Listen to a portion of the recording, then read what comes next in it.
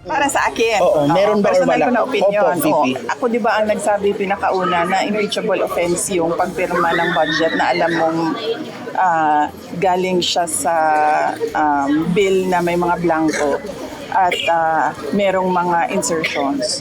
Naninindigan si Vice President Sara Duterte na may nagawang impeachable offense si Pangulong Ferdinand Marcos Jr. Ito ay nang aprubahan niya ang General Appropriations Act na may mga blanco at insertions.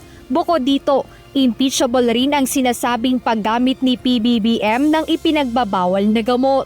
At syempre, impeachable offense din yung humihindi ang isang opisyal kapag merong nagtatanong ng competency niya na mamuno at may nagsasabi na gumagamit siya ng illegal na droga. Sa kabila nito, hindi naman nagbigay ng komentaryo si VP Sara kaugnay ng pag-dismiss ng House Justice Committee sa impeachment complaint na inihain laban kay Pangulong Marcos Jr. Aniya, hindi niya napanood ang nangyaring proceedings at hindi rin niya nabasa ang mga reklamo laban sa Pangulo. Hindi ko masabi kung yung mga sinasabi ko ba ngayon ay nandoon, pero ako bilang Vice President, kapag merong challenge sa fitness ko, paniwala ko, hindi ako pwede humindi.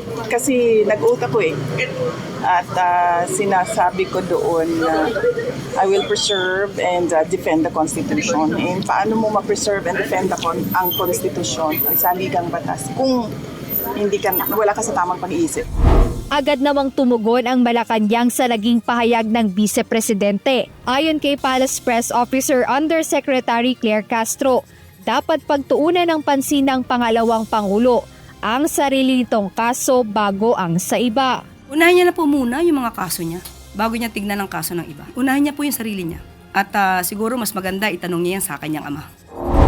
Ngayon ay 3 impeachment complaints na ang naihain sa Kamara laban kay Vice President Duterte.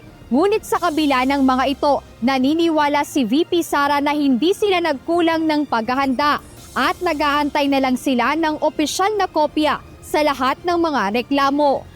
Jedne Resina, UNTV News and Rescue. Diyos ang aming sandigan, serbisyo publiko ang aming pinahahalagahan.